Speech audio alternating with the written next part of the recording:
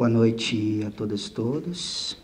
Damos início, então, à aula de hoje do curso O Impeachment de Dilma Rousseff como Golpe de Estado, Perspectivas Jurídicas, Filosóficas, Políticas e Históricas, coordenado pelo professor Thomas Bustamante.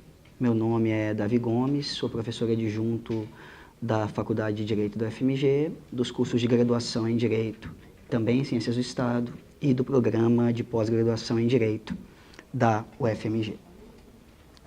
O tema da minha conferência, especificamente, é Problemas de Teoria do Estado, forma de Estado e sistema de governo pós-2016. Então, antes de qualquer coisa, eu preparei um roteiro escrito da aula.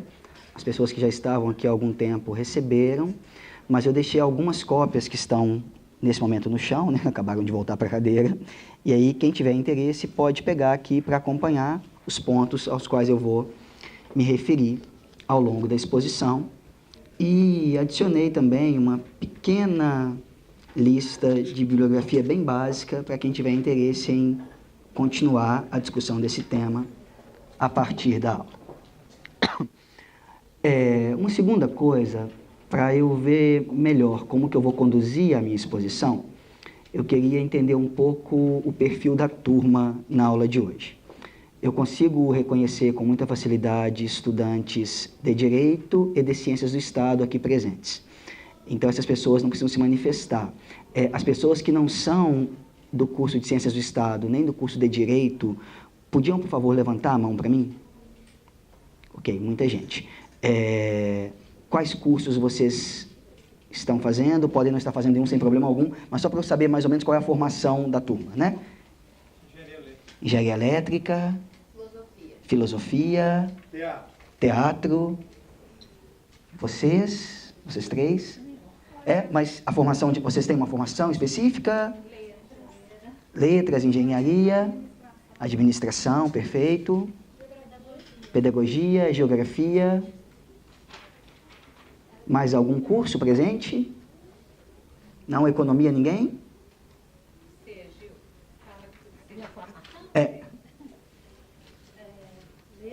Letras também. Educação ambiental. Formação holística de base. Tá, ok, perfeito. Uma turma bastante heterogênea, né? Então, eu vou fazer o possível para tentar conduzir do modo o mais didático possível. Então, eu vou combinar com vocês o seguinte, se houver alguma dúvida quanto a algum conceito, olha, eu não entendi o que é esse negócio aí de forma de Estado. Vocês podem me interromper no momento, não tem problema. As discussões, professor, na verdade eu não concordo com essa sua análise. Não, eu queria que você falasse disso e de uma outra coisa. Aí eu pediria para a gente deixar para o final, tá? Mas se houver algum problema em relação, olha, não entendi muito bem isso e tal, é melhor interromper, me pedir para voltar, que eu volto, explico novamente, ao invés da gente passar para frente e perder algum ponto, uma vez que é tudo bem concatenado na minha argumentação. Combinado? Prossigo, então, para a exposição propriamente dita. O primeiro ponto da aula é isso que está aí, forma de Estado e sistema de governo como categorias de análise do poder. A que se referem, então, essas categorias? O que é forma de Estado e o que é sistema de governo? De modo bem introdutório, são categorias que vão servir no interior da teoria do Estado e do direito constitucional também, para lidar com o problema da distribuição do poder. Tá? Forma de Estado, ela está preocupada principalmente com a maneira como o poder é distribuído ao longo do território do Estado. E aí nós teríamos, basicamente, dois grandes modelos de distribuição do poder ao longo do território do Estado, do território do país. Um modelo é o modelo federal, outro modelo é o modelo unitário. O que é um Estado federal? É um Estado que, em princípio, distribui o poder ao longo do seu território. O que é um Estado unitário, em princípio? É um Estado que tem o poder mais concentrado territorialmente. Há toda uma discussão mais profunda no campo da teoria do Estado, da teoria da Constituição e do direito constitucional. Para quem tem formação jurídica, nós poderíamos dizer que no Estado federal, há, além de uma figura jurídica que corresponde ao todo, né, no caso, a União Federal, no nosso caso, também outras figuras jurídicas dotadas da capacidade de produzir suas próprias constituições, dotadas de poder constituinte decorrente. Então, por exemplo, além da Constituição da República Federativa do Brasil de 1988, nós temos aqui em Minas Gerais a Constituição do Estado de Minas Gerais de 1989. E temos ainda a Lei Orgânica do município de Belo Horizonte. Porque o Brasil é um país que adota o modelo federal de 3 níveis: a União Federal, os Estados-membros e os municípios. Ou seja, em princípio, a opção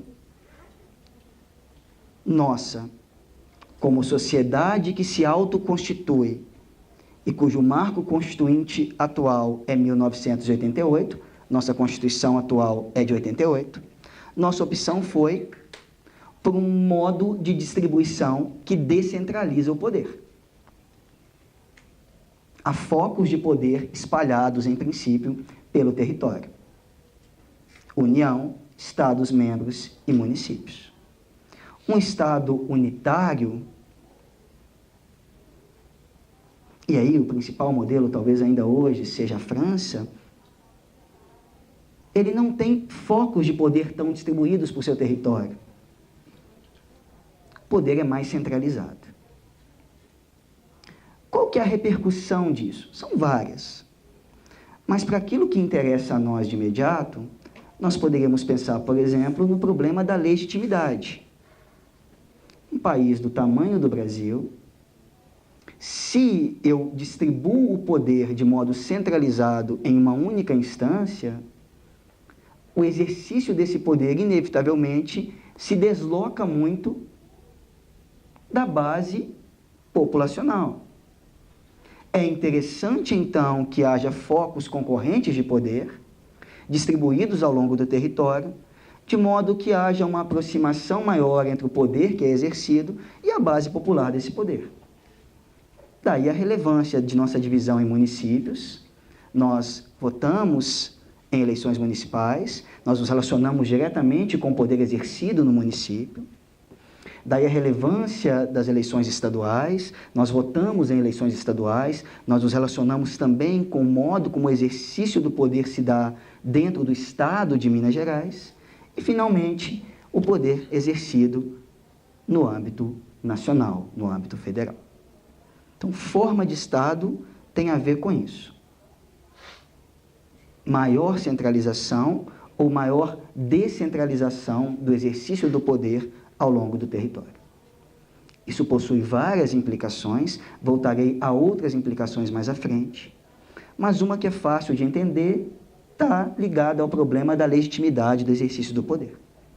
Quanto mais descentralizado está, em princípio pelo menos, mais próximo é possível que o exercício do poder esteja da base popular que sustenta esse poder.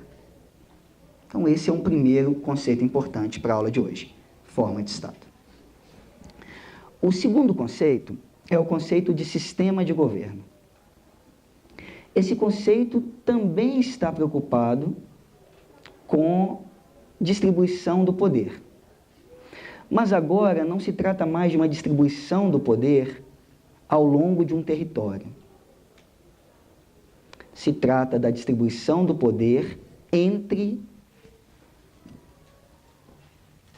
os órgãos do Estado que desempenham as funções principais do Estado, que são legislar, administrar a vida pública, social e julgar casos concretos à luz da legislação.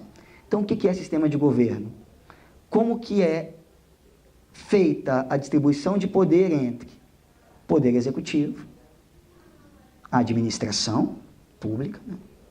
Poder legislativo, responsável pela elaboração das leis, e poder judiciário, responsável pelo julgamento de casos concretos, em princípio, à luz de normas elaboradas, em princípio, pelo poder legislativo.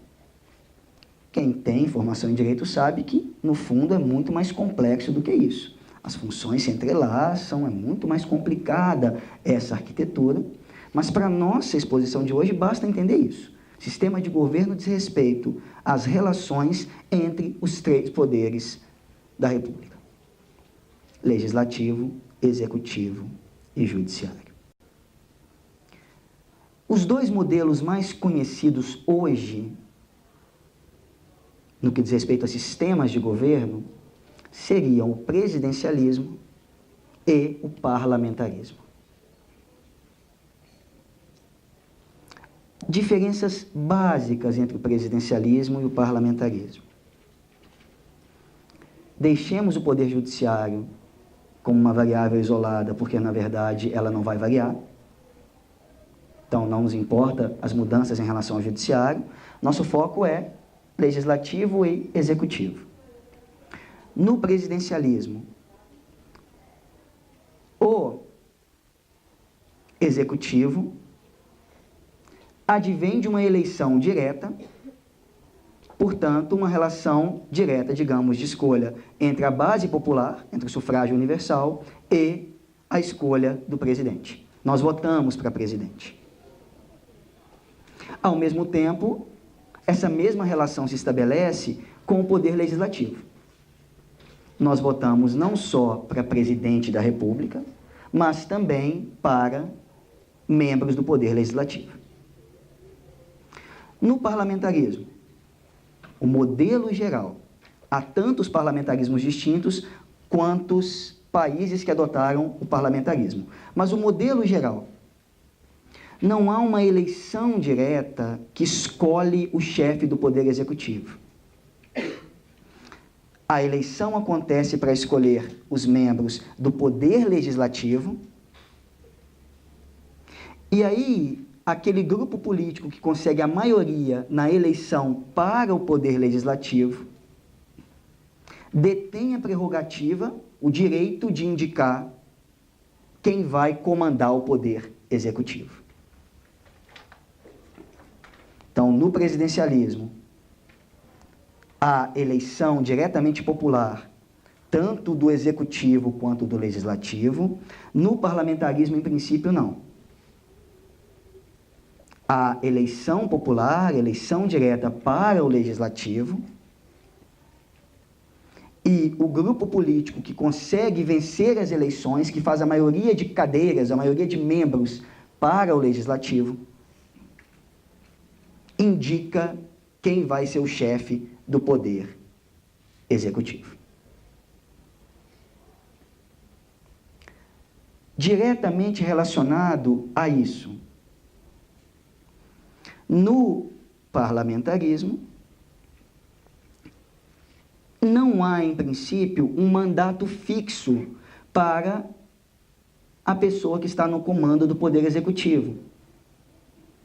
De maneira que, se aquela pessoa que foi indicada pelo legislativo perde o apoio do legislativo, essa pessoa pode vir a perder o cargo. Em geral, o nome que se dá para isso é o chamado voto de desconfiança ou moção de desconfiança, em que o poder legislativo diz: não apoiamos mais quem está no comando do poder executivo. E essa falta de apoio, em princípio, é suficiente para que o poder executivo seja alterado, para que o comando do poder executivo seja alterado. Há uma série de outras normas complicadas, a depender do regime concreto, mas a arquitetura geral seria essa. No presidencialismo, não.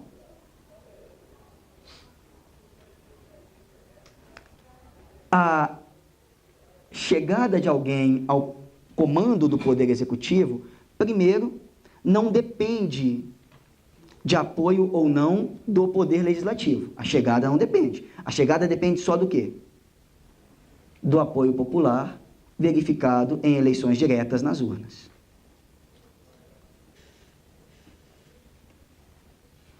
E também a permanência ou não no comando do Poder Executivo não depende, em princípio, somente do apoio ou não do Congresso Nacional, do Poder Legislativo. O que isso quer dizer? Não basta que a figura que está à frente do Poder Executivo perca o apoio do Poder Legislativo para que o Poder Legislativo possa, simplesmente por não confiar, por não apoiar mais o Executivo, retirar do Executivo quem está no seu comando.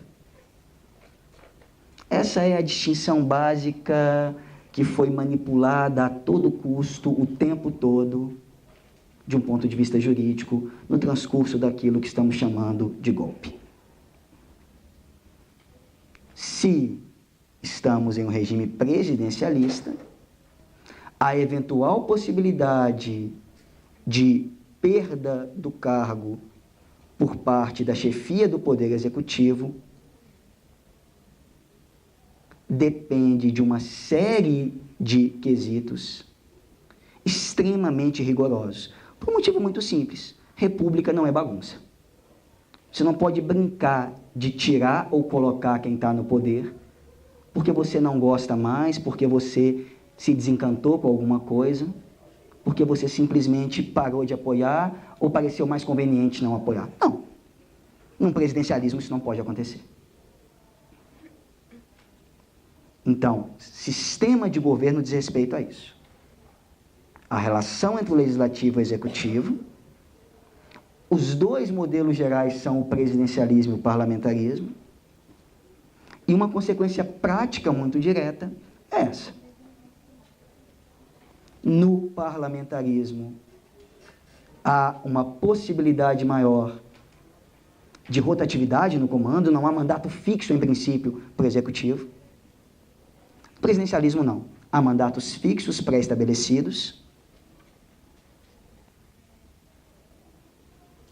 E tanto é motivo de suspeita de golpe a extensão demasiada desse mandato fixo pré-estabelecido, quanto a interrupção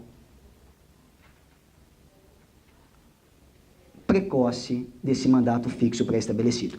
Toda interrupção é necessariamente golpe? Não. Essa foi outra falácia manipulada pela grande mídia e com apoio de setores do Poder Judiciário. Ah, mas o impeachment está na Constituição. Está. O que não quer dizer que qualquer coisa que você chame de impeachment está legitimado pela Constituição. Então, existe a possibilidade da interrupção do mandato do Poder Executivo, embora ele seja pré-estabelecido? Existe. Qual que é a diferença? Não basta simplesmente perder o apoio do Poder Legislativo. É preciso que isso seja levado adiante, se for o caso, a partir do respeito de uma série de normas que regulamentam juridicamente o impeachment. Então, basicamente, forma de Estado é um problema para a distribuição territorial do poder, sistema de governo é uma categoria para entender o problema da distribuição do poder entre os poderes do Estado, sobretudo entre o legislativo e o executivo. É isso que significa dizer, no ponto 1 aí da exposição, que forma de Estado e sistema de governo são categorias de análise do poder. Feita essa introdução, eu passo ao segundo ponto. Então, guardem esse primeiro ponto, reservem, voltarei a ele só ao final da exposição para fechar as ideias. Por agora, a gente pode deixar um pouquinho de lado, né? E aí acredito que para quase todo mundo a discussão fica mais interessante a partir de agora, porque ela perde um pouco do caráter muito jurídico e muito categorial que ela tinha até agora. Ponto 2 é lulismo, conciliação de classes e autonomização do Estado. hipóteses de interpretação à luz da categoria do bonapartismo. Então, o que eu começo aqui, na verdade, nesse ponto 2, que é o que eu fiz no ponto 1, para uma análise de conjuntura. Palavra por palavra, vamos lá. Lulismo. Bom, não inventei isso, não é uma expressão minha. Uma das grandes discussões recentes no campo das ciências sociais é a discussão sobre o significado, em suas múltiplas dimensões, dos governos federais do PT. E, no âmbito dessa discussão, que reuniu em torno de si uma série de intelectuais notáveis, foi forjada, foi cunhada a expressão lulismo. E talvez a figura responsável por tornar essa expressão mais conhecida e mais consolidada seja alguém que está indicado aí nas referências bibliográficas, que é o professor André Singer. Então, lulismo passou a ser o nome que se dá a esse período do PT à frente do Poder Executivo Federal. Há várias discussões, há quem restrinja os governos só do Lula, há quem estenda também para os governos Dilma, mas, em geral, lulismo é uma categoria, não é uma palavra solta. Ela se refere a alguma coisa, se refere a esse período. E o que nós tivemos nos últimos anos foi um conjunto bastante rico de interpretações sobre o significado do lulismo. Então, um dos textos indicados aí também na referência, né, um texto do professor Marcelo Sevaibricker Moreira, da Universidade Federal de Lavras, ele mapeia algumas das posições que existem no debate hoje sobre o significado do lulismo. Você vai encontrar desde posições mais entusiastas, que enxergam apenas aspectos positivos nos anos do lulismo, até análises mais pessimistas, que só conseguem ver os aspectos negativos do que teria sido o lulismo. E entre uma coisa e outra, um conjunto muito grande de interpretações mistas, que conseguem enxergar aspectos positivos e aspectos negativos. Dentro dessa discussão toda, uma categoria que vai voltar à cena, um conceito que vai aparecer de novo para tentar entender o que está acontecendo, é exatamente o conceito de bonapartismo.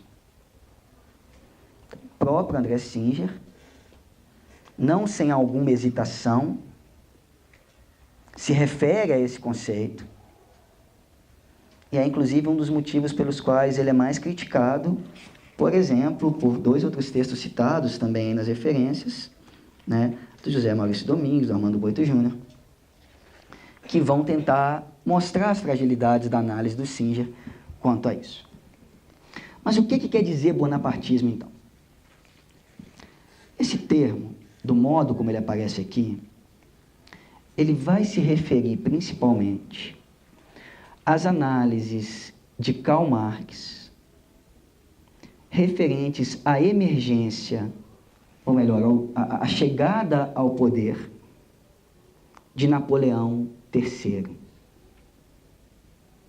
Ou seja, não o grande Napoleão Bonaparte, o sobrinho dele, em meados do século XIX, na França.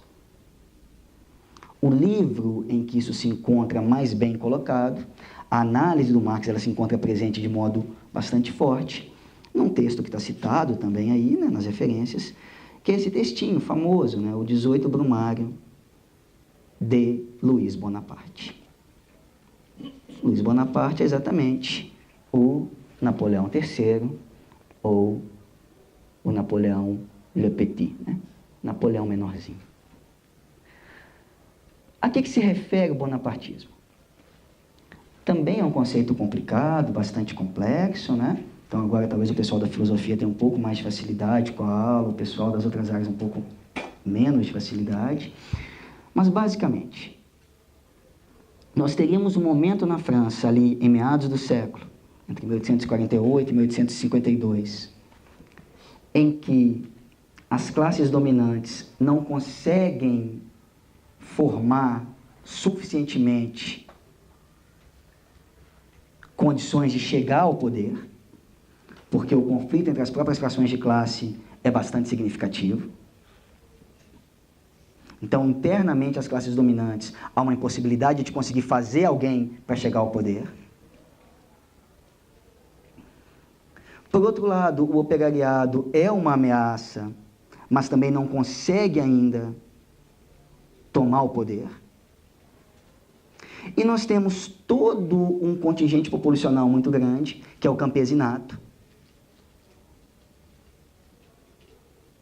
que, embora também esteja na condição de dominados e dominadas, não possuiriam a consciência de classe que a classe operária já alcançou. Nesse cenário, então, é possível que uma figura sem nenhuma característica brilhante, uma figura medíocre, uma figura mesquinha, como é retratado Luiz Bonaparte na historiografia, é possível que essa figura chegue à condição de monarca na França, na Grande França,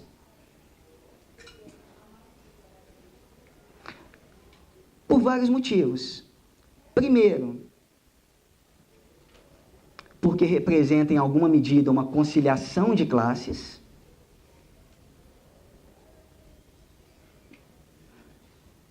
Na medida em que, por um lado, consegue dialogar com as frações das classes dominantes, mas ao mesmo tempo consegue apoio do campesinato.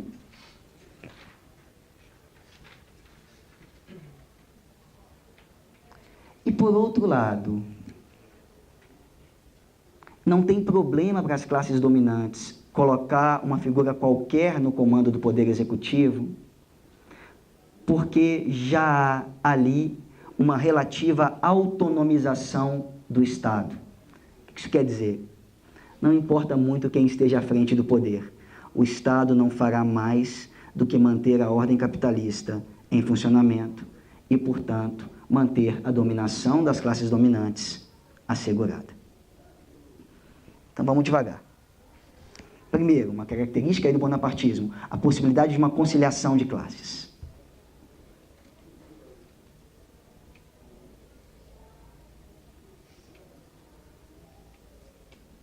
Ok? Uma conciliação entre frações das classes dominantes, que concordam com aquela figura em algum grau. Um apoio também do campesinato como classe dominada, ainda sem consciência de classe, sem perceber que é objetivamente dominada. Então, uma conciliação de classes. Por outro lado, a ideia de autonomização do Estado. O que isso quer dizer? O modo de produção capitalista representaria, segundo as análises marxistas, a primeira experiência histórica em que a manutenção da dominação ela não depende do exercício direto da dominação política mediante o recurso à violência, por exemplo. Não. A violência do modo de produção capitalista é, sobretudo, a violência econômica. O que significa que, se eu simplesmente mantenho o modo de produção capitalista funcionando segundo as suas próprias leis de funcionamento,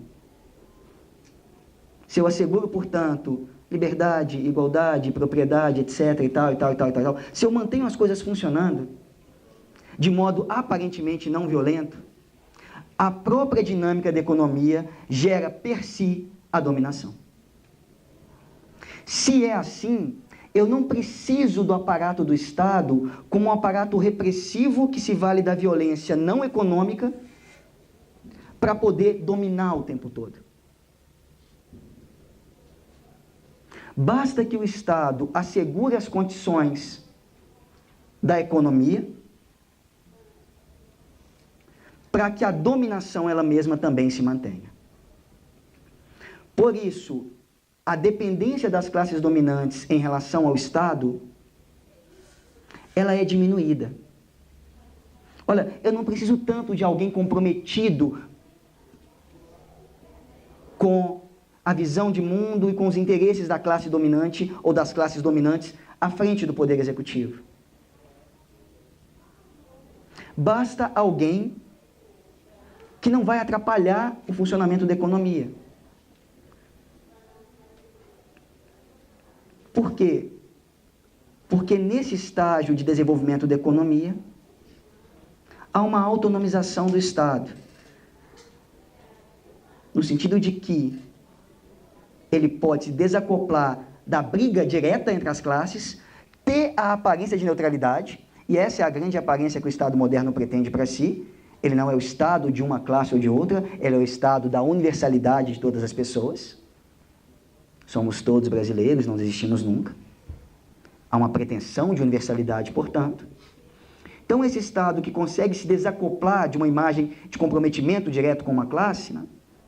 Só você tentar projetar para a Idade Média, como que a expressão mais clássica do Luís XIV, l'état c'est moi, o Estado sou eu. O Estado está encarnado em um grupo social específico. Agora não, o Estado tem a aparência da neutralidade. Ele não tem que revelar nenhum compromisso direto com as classes dominantes. Ele se autonomiza disso.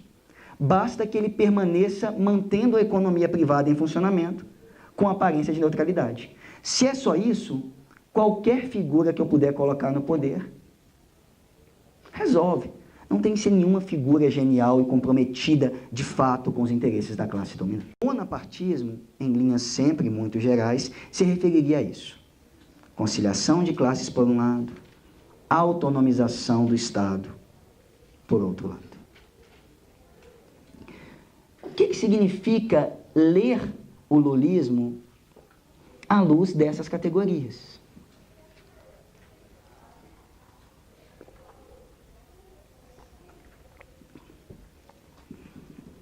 Há algumas interpretações que vão se valer dela. E, em linhas gerais, significaria entender que o governo Lula, na verdade, é um governo de conciliação de classes,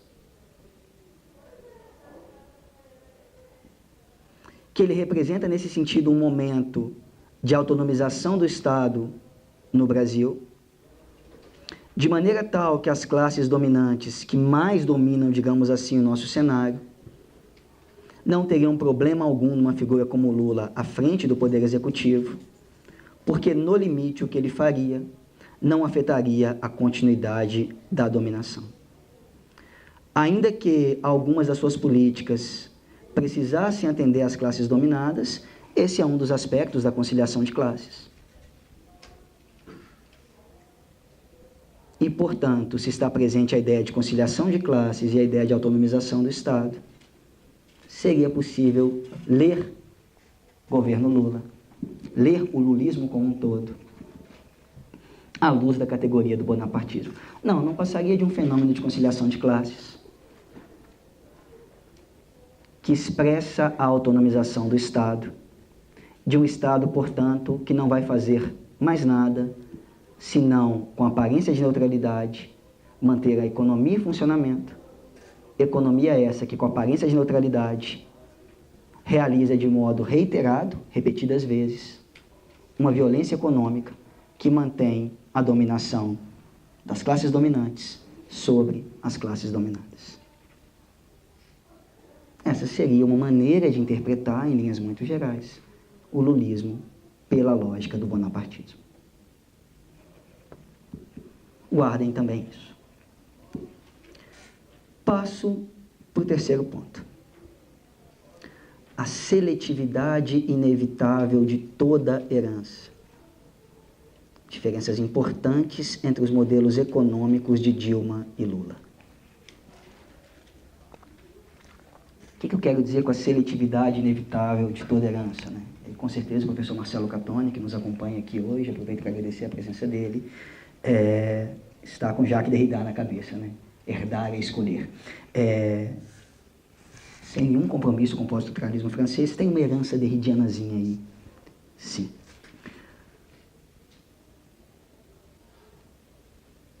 Dilma nunca foi cópia do Lula. O governo Dilma nunca foi mera continuidade do governo Lula. E um dos aspectos mais importantes que difere Dilma e Lula é exatamente as concepções de macroeconomia, sobretudo, de economia em geral, assim. Em linhas muito gerais, acompanharam como que a Bovespa ficou feliz ontem com os resultados divulgados das pesquisas eleitorais, que mostram, uma vez mais, o ex-presidente Lula muito à frente de todos os outros concorrentes. A Bovespa fechou ontem numa alegria imensa. Vocês não fazem isso, né? Nós do direito fazemos, a gente passa boa parte da nossa vida assistindo TV Câmara, TV Senado, TV Justiça, e é muito divertido. E aí, nos intervalos, a gente passa para ver alguns jornais também, para acompanhar, né? Lembram o dia em que a Dilma nomeou o Lula para ser seu ministro da Casa Civil? O mercado ficou numa euforia. Mas numa euforia. Por quê? Como que o mercado leu? Lula entra, Meirelles volta. Foi isso. O que isso quer dizer? Dilma não é uma petista histórica. Dilma é historicamente vinculada ao PDT. O que significa que ela é muito mais vinculada, ao longo da sua história, às concepções de uma figura extremamente importante na história brasileira, sobretudo no que diz respeito à resistência a golpes, né, que é o Brizola. O que isso quer dizer em termos práticos? Basicamente, no governo Lula, havia maior autonomia para a lógica do mercado. E uma das mudanças da Dilma foi tentar reduzir essa autonomia, enfrentando, sobretudo, o capital financeiro, os bancos. Então, basicamente, no governo Lula, havia uma tensão maior entre Ministério da Fazenda, direcionamento político do governo, e Banco Central, uma lógica um pouco mais autônoma. Governo Dilma diminui a tensão entre Ministério da Fazenda e Banco Central. O Banco Central passa a estar um pouco mais limitado pelas determinações do Ministério da Fazenda. Essa é uma mudança muito significativa e que viria a ser determinante para os rumos da nossa democracia. Então, jamais foi igualzinho. Dilma jamais se resumiu a uma cópia do Lula. Ela sempre teve suas concepções autônomas, seu plano de governo autônomo. E aqui não há nenhum juízo de valor. A gente que acha que foi melhor, a gente que acha que foi pior. O meu ponto aqui, como teórico social, é dizer, foi diferente. Isso tem que ser levado a sério. Então, há diferenças significativas do ponto de vista de concepção macroeconômica entre Dilma e Lula. Dilma vai limitar a lógica privada do mercado dentro da formulação econômica do seu governo, atacando, sobretudo, os bancos. Por uma série de mecanismos ultracomplexos da economia que podem ser traduzidos desse modo e resumidos desse modo.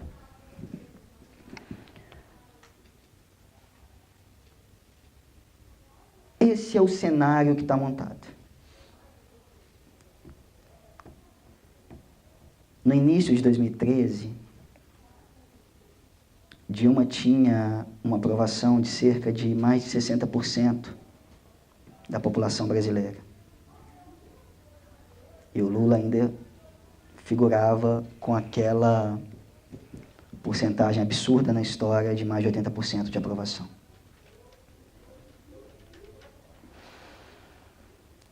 O problema né? Há um processo realmente de crise global. O capital financeiro está em desespero pelo mundo. No Brasil, há um projeto político-econômico que limita ainda mais as possibilidades de autovalorização desse capital financeiro, de enriquecimento dos bancos, dos investidores. Por um lado, começa a ser difícil manter todo o ciclo de políticas sociais ativos. O Estado também começa a ficar sem recursos. Por outro lado, as políticas sociais dos últimos 10 anos geraram a consciência da possibilidade de demandas ainda mais significativas. Bom, nós não queremos só receber Bolsa Escola, Bolsa Família. Nós queremos dar rolê nos shoppings também. Por que não? A gente não quer só comida, a gente quer bebida, diversão, arte. Então, de um lado, um contexto econômico modificado, tanto no âmbito internacional quanto no âmbito interno, gera dificuldades para que o governo continue mantendo o ciclo de políticas sociais. E, por outro lado, a demanda por essas políticas sociais, ela vai aumentando. Porque as políticas sociais, elas mesmas, nos últimos 10 anos, geram uma tomada de consciência de que esse país é um absurdo, de que a desigualdade é gritante, e que o que está em jogo ali não é favor, é direito. Não faz sentido o preço das passagens de ônibus. Não faz. Nenhum sentido. Não faz sentido o modo como se distribui os recursos nesse país. Não faz nenhum sentido. O que vai emergir desse caldeirão tenso? Junho de 2013.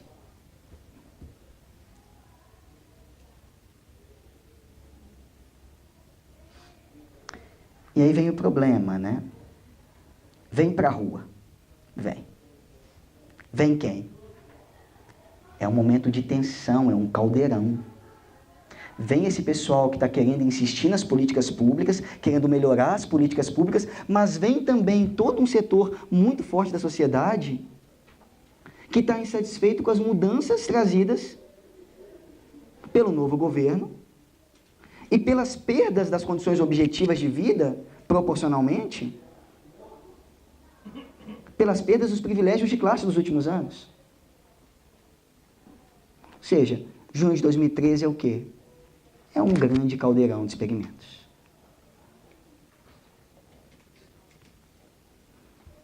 Quase tudo esteve na rua em 2013.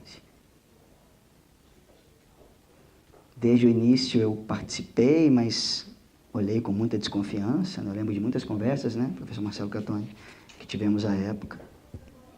E parecia estranho aquilo. Euforia é o pior dos problemas na política. Todo movimento social ou político que se faz de modo eufórico, ele tende ao fascismo. Começou a me preocupar um pouco. Mas o que vai restar como legado de junho? Resta um legado extremamente autoritário.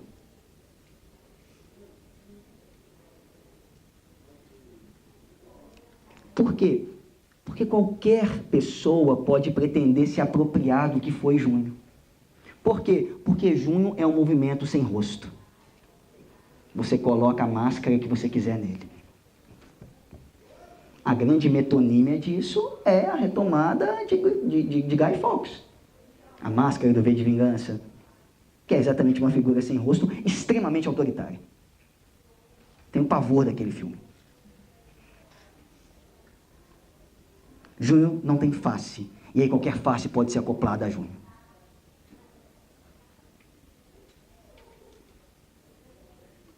Ou seja, junho é exatamente a multidão. E, para mim, que passei muitos anos da minha vida na militância social, multidão não faz transformações. Essa categoria de multidão ela é impossível para quem está no dia a dia tentando organizar movimentos sociais, tentando organizar lutas sociais de base. A multidão é disforme e ela pode assumir qualquer forma. Ela não tem face e qualquer face pode ser acoplada a ela. Então, categorias como essa, né, a categoria de multidão, que hoje é uma categoria muito importante no âmbito da teoria social crítica, me parecem sempre muito complicadas em termos de transformação social possível. E para mim, junho de 2013 prova por A mais B. Junho de 2013 é o quê? É a multidão na rua. Qual que é o legado de 2013? É um legado em disputa, sem dúvida alguma. Mas é um legado que pode ser apropriado como legado fascista? É. Não por acaso, quando se vai às ruas, ao longo de 2015 e 2016, clamar pela saída da então presidenta Dilma Rousseff, se vai também em nome de uma continuidade com junho, que a própria grande mídia alega para si como uma herança da luta popular do Brasil. Vem então junho. E aí, em pouquíssimos dias, que só é possível explicar em termos de psicologia social, alguma coisa muito mais complexa, mas em pouquíssimos dias a aprovação da Dilma cai absurdamente. Depois ela volta um pouquinho, mas nunca mais recupera aquela aprovação que tinha antes.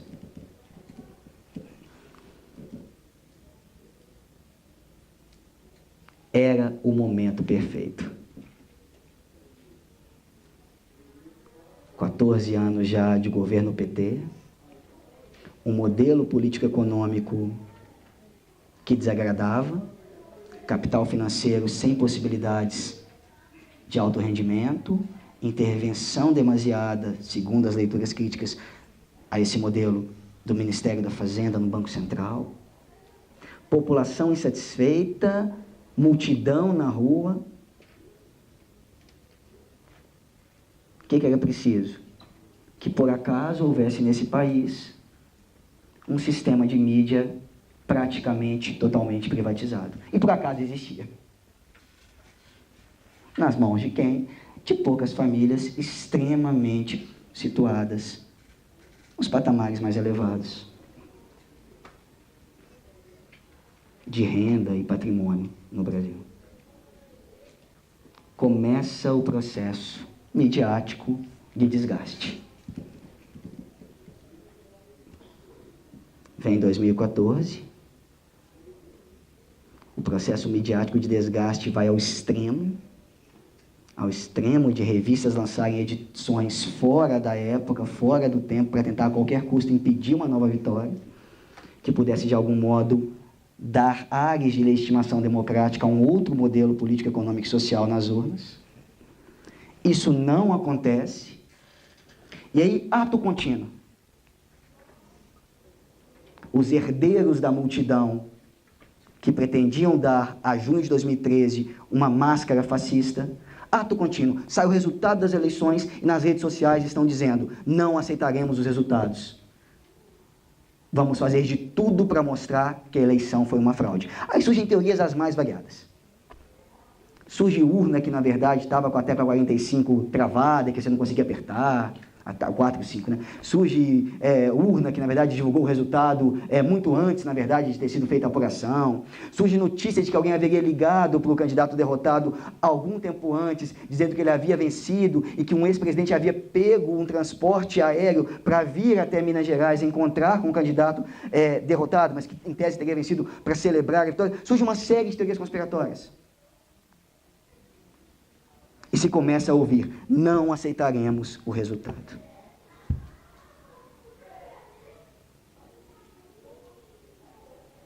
No início isso era uma fala, como quem fala: não vamos aceitar, normal. Tanto que o mesmo candidato, então derrotado, veio a assumir posteriormente que, ao entrar na justiça tentando impugnar, impedir que a candidata vitoriosa assumisse o cargo, fez isso só para que, não, fizemos aquilo ali para avacalhar mesmo, não esperávamos nada disso não. Mas, por acaso, tínhamos um sistema de mídia altamente privatizado. E a coisa continuou. E continuou. E continuou. Enquanto foi possível eleger ainda uma vez o projeto dos governos do PT no Executivo, aquele movimento todo midiático conseguiu fazer com que fosse eleito para o Legislativo Um Congresso com um perfil bastante distinto.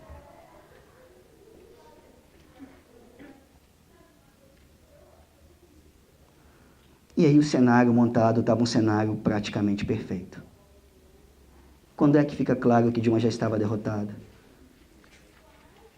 Quando ela indica no início do outro mandato uma figura para controlar a economia totalmente distinta de tudo aquilo em que ela acreditava. Ali estava claro, olha, é muito pouco provável que se consiga sustentar por mais muito tempo. Por quê? Porque isso é um sintoma de que a fragilidade política está muito grande para ela.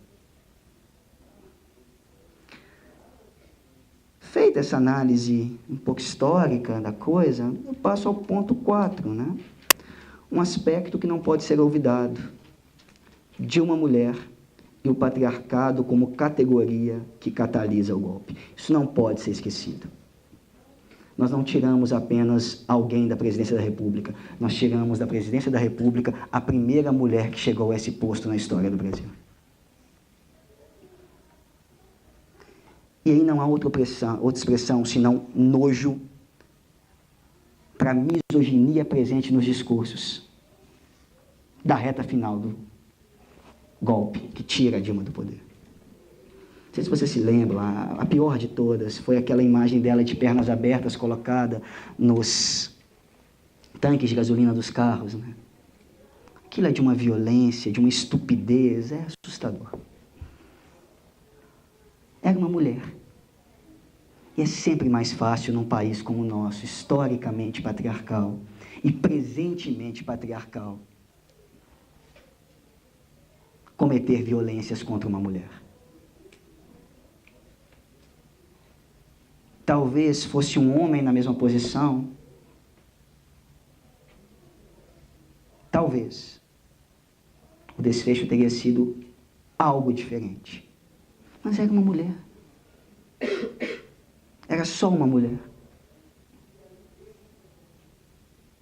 Era fácil bater, era fácil xingar, era fácil chamar dos piores nomes possíveis, porque não tem nada a ver a vida sexual da Dilma com o que ela faz no poder político. Mas parecia fazer sentido para a herança proto-fascista das ruas dizer que o problema da Dilma é que ela era piranha. Era essa a expressão que se dizia. E daí? Isso tem a ver com o modelo econômico. Não, mas é mulher. Não precisamos só tirar do poder. Precisamos de novo reafirmar a dominação patriarcal na sociedade. Que outras mulheres não tentem. Porque no limite serão também chamadas de piranha. A reta final do golpe, então, ela tem uma dimensão misógina muito forte. E a professora Marlise Matos vai falar muito melhor do que eu disso na conferência dela mais à frente no curso. Mas, para mim, patriarcado é uma categoria que catalisa o golpe. Ou seja, o golpe estava ali, as condições objetivas existiam, mas nem sempre, dadas as condições objetivas, a coisa acontece. Porque os homens não fazem a história como querem. Nesse caso foram os homens, só os homens mesmo. Mas fazem a história. Essa é uma frase clássica do 18 por Maio, de Luiz Bonaparte, por exemplo. Então, o ponto 4 é exatamente esse. Isso nunca pode ser esquecido. O patriarcado é uma categoria que catalisa a reta final do golpe. É fácil destruir uma mulher num país patriarcal como o nosso. Com a elegância, com a serenidade de sempre. O problema é, né? Não, mas olha só. Dilma já saiu. Temer tá aí, faz esse negócio estranho. Mas olha, poderia voltar aquele cara lá que agradava todo mundo, né? Agradava os bancos, agradava as classes mais pobres, reduzia a pobreza, até Obama gostava dele, uai, não é ruim não, hein? A Bovespa de novo disse ontem, né? Não, deixa ele voltar. E aí que eu chego ao ponto 5, né? Insuficiências da categoria do bonapartismo. O que eu quero dizer com isso? Se a coisa fosse só essa mesma, né? Se o lulismo tivesse representado só um momento de conciliação de classes, em que o Estado autonomizado permite que uma figura que não represente diretamente os interesses das classes dominantes chegue ao poder, e se no limite os governos do lulismo não fossem senão governos neoliberais, por que não deixar voltar? Por que continuar um processo judicial que inveja qualquer manipulação judicial da Idade Média ou do período moderno pré-iluminismo penal liberal? Por que envergonhar tanto o nosso direito com um processo tão fajuto como esse? E com toda uma arquitetura judicial, na verdade, que leva o ex-presidente Luiz Inácio Lula da Silva à prisão? Porque o bonapartismo não é suficiente para entender esse problema todo. O governo do Lula, o lulismo, não foi simplesmente um processo de conciliação de classe. Ele representa, sim, rupturas muito significativas. Representa, para além das questões realmente de redução da miséria, redução da pobreza,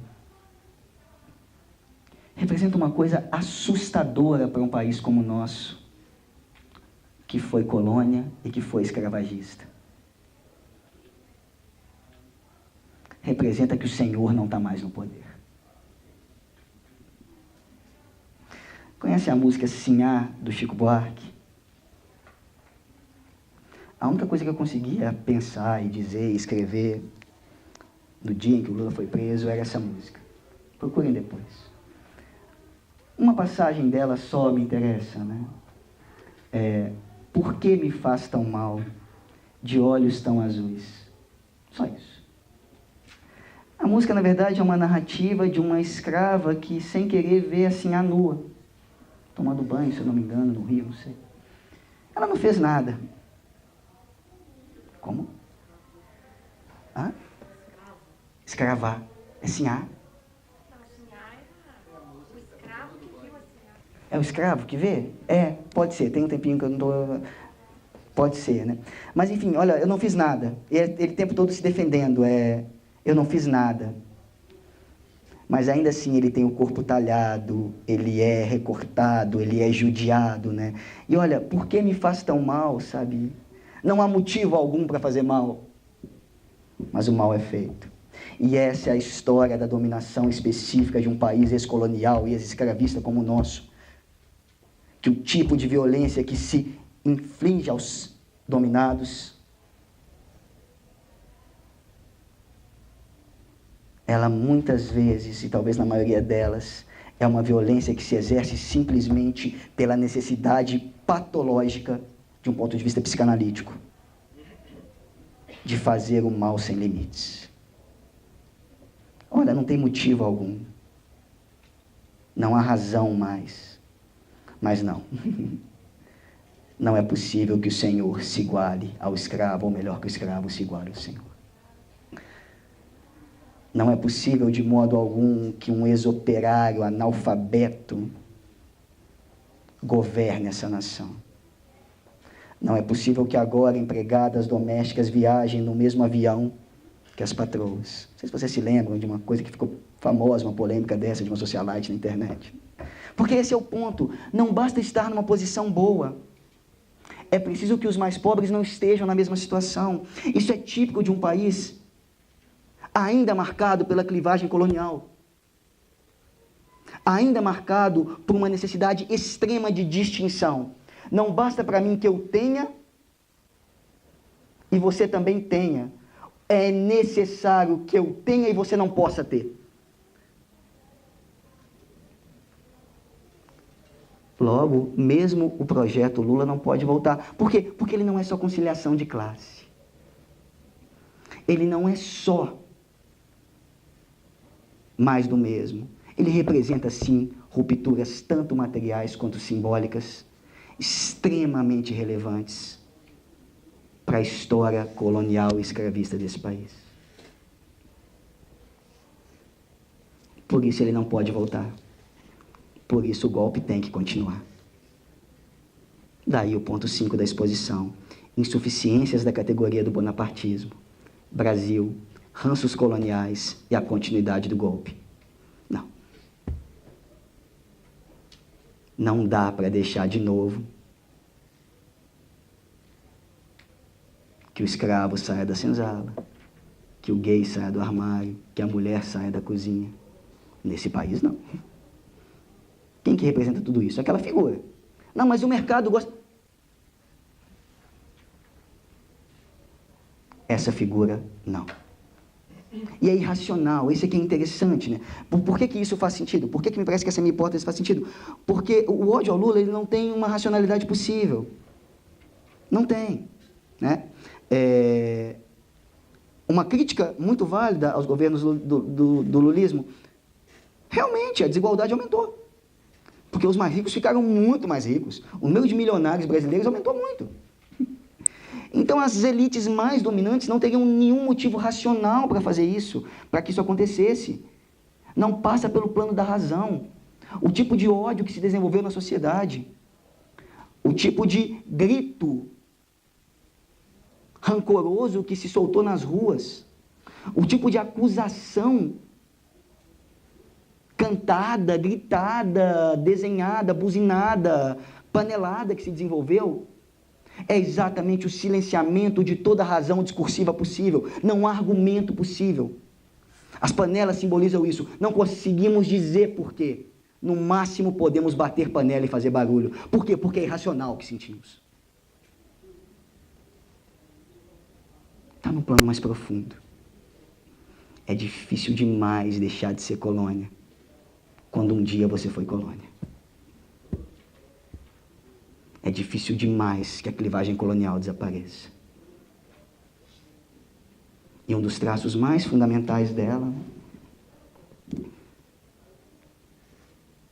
é exatamente essa coisa de fazer sofrer sem motivo. Por que me faz tão mal? O sociólogo Gessé Souza, né, uma figura que também vai entrar nesse debate, acabei preferindo... Não, está citado sim um livrinho dele interessante quanto a isso. Na verdade, retoma argumentos dos outros livros teoricamente mais importantes, mas é bem direto sobre esse ponto, né, a elite do atraso. Né? Mas o Gessé trabalha, pelo menos desde 2000, com um livro chamado Modernização Seletiva, com a categoria do sadomasoquismo. Né? Como que, a partir de uma releitura de Gilberto Freire, ele vai dizer que no Brasil colônia se desenvolve traços sociais sadomasoquistas. E é isso, é um acoplamento dessas coisas, né? Esse prazer que é sentido ao impelir dor.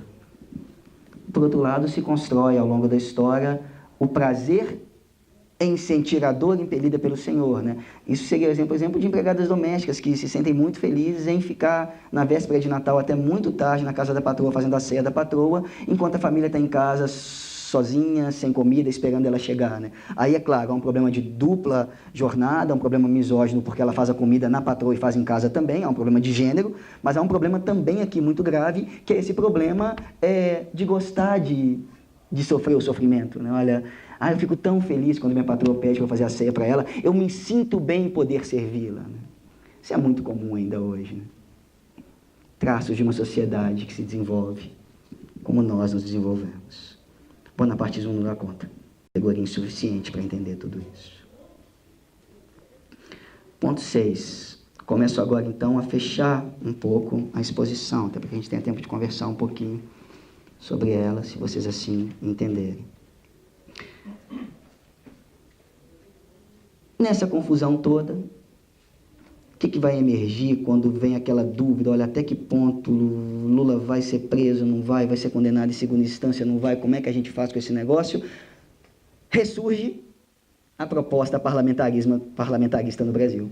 Opa, é simples. É impressionante, a gente faz tudo que a gente pode com esse cara. Revistas e mais revistas falando mal, a mídia inteira contra. E essa praga não cai nas pesquisas de intenção de voto? Qual que é a única alternativa? Muda o sistema. Vamos fazer um parlamentarismo. O que é o parlamentarismo, lembram? É aquele sistema de governo em que o chefe do executivo não vem diretamente da eleição popular. Quem é que vai ser o chefe do executivo? Ele vai resultar de quem vencer as eleições pro legislativo.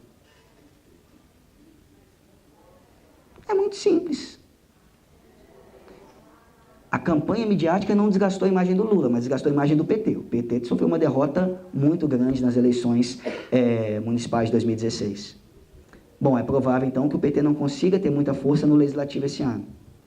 Então, é possível e provável que o Legislativo seja vencido por outros grupos políticos. Faz-se um momento parlamentarista, quem ganha o Legislativo escolhe o chefe do Poder Executivo.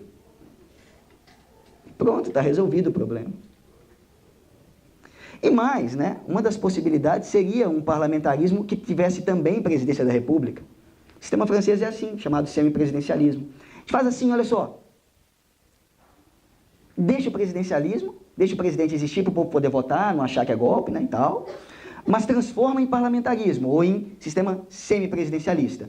E aí transfere as competências de chefia de Estado para o presidente. O que é isso? Vai ficar viajando pelo mundo representando o país na ordem internacional. Mas o trabalho de administração interna mesma, quem vai mandar nesse negócio é o primeiro-ministro, que vai vir de onde? Do grupo majoritário no Legislativo. O que significaria o parlamentarismo num momento como esse? É isso que eu estou me perguntando aí no ponto 6. Eu acho que a resposta é sim a essa pergunta. Significaria a eliminação das tensões produtivas do presidencialismo na América Latina. O que eu quero dizer com tensões produtivas? É muito comum haver muita crítica ao presidencialismo. Fica algo muito preso à figura do presidente, há uma tendência a um governo carismático, há uma tendência a pulsões autoritárias dos presidentes. É muito comum muita crítica ao presidencialismo. E algumas críticas fazem sentido. Mas é impossível negar as tensões produtivas, positivas do presidencialismo na América Latina. Em que sentido? Exatamente no sentido de que a presidência da República é escolhida diretamente por eleição popular. E que, portanto, alguém eleito por eleição popular direta, ao chegar lá, pode, no mínimo, bagunçar o coreto. Ah, mas o presidencialismo, ele é muito frágil, outras pessoas vão dizer, tem toda a questão da coalizão e tal, e tal, e tal, e tal, e tal. Não. A presidência da República consegue, sim, fazer muita coisa. Ou seja, na América Latina, é preciso pensar a categoria do presidencialismo de modo um pouco mais complexo. Talvez aqui tenha sim um elemento emancipatório no presidencialismo, na medida exata em que permite a eleição da chefia do executivo diretamente pelas bases populares. Não me parece que avanços que aconteceram nas últimas 2 décadas, e alguns deles têm que ser muito criticados pelo caráter autoritário que acabaram assumindo, mas para além dessas críticas ao caráter autoritário que acabaram assumindo, muitos dos projetos políticos das últimas 2 décadas na América Latina não me parecem que teriam sido possíveis sem que o sistema de governo fosse o presidencialismo.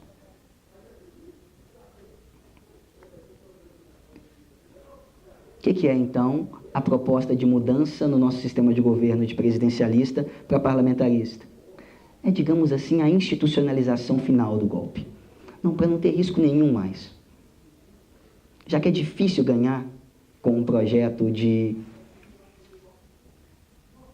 totalmente contrário aos interesses dos mais pobres, uma eleição para o executivo, vamos eliminar a força do executivo, deixa existindo simbolicamente, o pessoal vota, acha que é presidente ainda, mas essa figura só vai aparecer nas reuniões lá com os outros chefes de Estado, sem poder interno quase nenhum.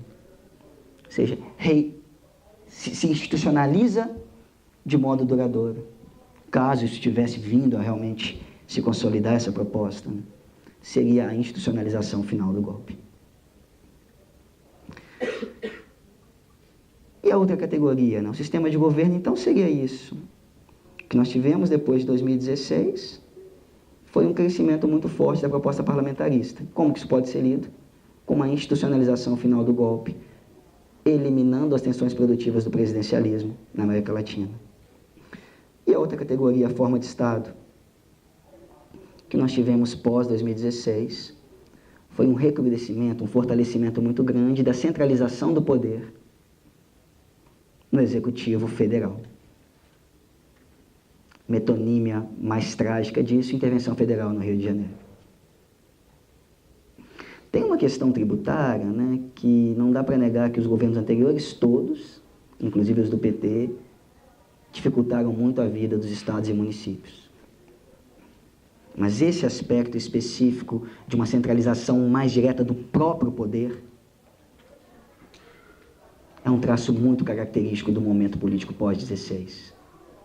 O governo federal está frágil, precisa mostrar força. É fácil, intervém no Rio de Janeiro. E a pergunta é, de volta ao federalismo nominal, o que isso quer dizer, né? É que ao longo da nossa história republicana, nós sempre fomos Estado federal, tá? Durante o Império nós éramos um Estado unitário, antes mesmo da Constituição Republicana, então antes mesmo de 1891, já em 1889, com os atos do governo provisório, nós já nos transformamos em Estado federal. A história da República é a história de um Estado federal. Sempre somos federalistas nesse sentido. O problema é, durante tanto a ditadura Vargas quanto a ditadura civil-militar de 64, a centralização foi tão grande que alguns autores cunharam a categoria de federalismo nominal. No nome é federalismo, mas na prática é centralização total do poder. Então, ao longo da nossa história, é típico de regimes de baixa densidade democrática. Eufemismo bonito, né? Baixa densidade democrática. É típico desses governos uma centralização muito grande do poder nas mãos da União. É como se houvesse uma correlação muito forte entre autoritarismo e federalismo nominal na história do Brasil. A pergunta que eu coloco é, de volta ao federalismo nominal, pós-2016, parece que há fortes indícios de que sim. Concluam o resto. E o ponto 8 é um pouco mais complexo, eu não vou entrar muito a fundo nele não, senão a gente não consegue ter tempo para eventualmente debater, né? Mas, o que eu queria discutir com isso, né? Tem um livrinho muito interessante do Habermas, de 1973, que é esse que está citado aí, como Crise de Legitimação. Está citado em inglês porque a tradução para o português ela é ilegível, é literalmente ilegível. As frases não fazem sentido gramaticalmente, né? Então não dá para ler em português, não tem como mesmo, né? Essa tradução em inglês é uma tradução legal, né? Tem uma síntese do que é esse livro, num livro que está publicado em português com uma tradução boa, que se chama Para a Reconstrução do Materialismo Histórico. Lá tem um capítulozinho com um título semelhante a esse, não é igual, mas é semelhante, que resume bem os pontos desse texto. Né? Mas o livro é esse aí, né? Lá o Habermas vai trabalhar com as tendências de crise do Estado no contexto do capitalismo tardio. Né?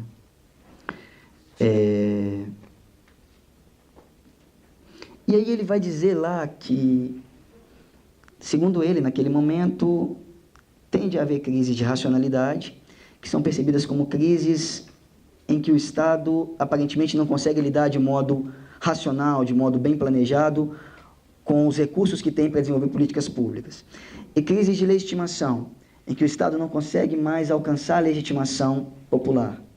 Mas ele diria que crises próprias do sistema econômico, elas não mais se verificariam, porque o Estado talvez conseguisse, àquela altura, acomodar as crises próprias do sistema econômico, fazendo com que todas as crises que viessem a emergir ou fossem de racionalidade ou de legitimação. Acho que está muito claro que nós estamos vivendo uma coisa muito parecida com uma crise de racionalidade e de legitimação do Estado neste momento. O problema para mim Habermas se engana ao acreditar que o sistema econômico não mais teria crises segundo a sua própria lógica. Isso tem a ver com o modo como Habermas vai ler a teoria do valor-trabalho ali na década de 60, como que ele vai se afastar da teoria do trabalho do valor trabalho marxista em direção a uma outra coisa, como que a partir daí ele vai achar que não haveria mais uma tendência de crises cíclicas internas ao modo de produção capitalista, tal. Há indícios de que talvez ele tivesse mudado de posição, embora isso é polêmico, no outro textinho que eu cito aí, né, o Na Esteira da Tecnocracia, cuja tradução para o português também está muito boa, né? Mas o que me importa as crises cíclicas do modo de produção capitalista jamais deixaram de existir.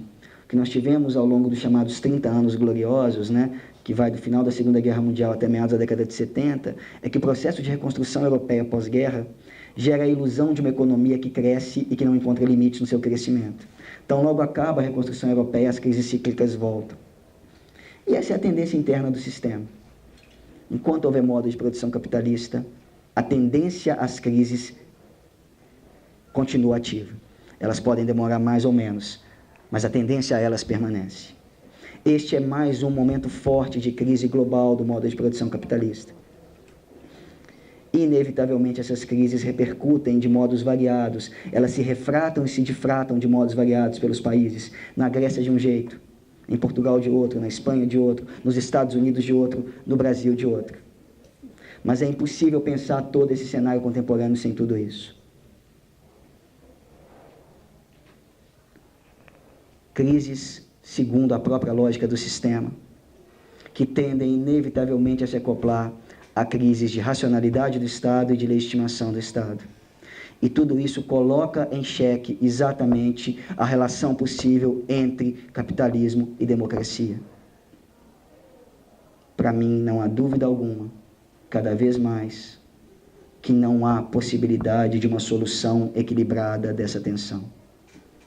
Não há democracia duradoura possível no âmbito do modo de produção capitalista. Ou nós voltamos a pensar as limitações que a economia impõe, a autodeterminação democrática como expectativa normativa da modernidade, ou continuaremos bailando nossos corpos pelo espaço, nos acreditando extremamente emancipatórios e emancipatórias ao comprarmos comida de feiras orgânicas, ao comprarmos roupa de pequenas produções, ao postarmos coisinhas bonitinhas em nossas fotos de redes sociais, enquanto caminhamos sem ver para o colapso total. É urgente uma retomada da crítica da economia política, é urgente uma retomada da relação tensa entre capitalismo e democracia, e é urgente situar tudo o que nós vivemos e estamos vivendo, ainda hoje, dentro desse cenário. Era essa a exposição. Muito obrigado.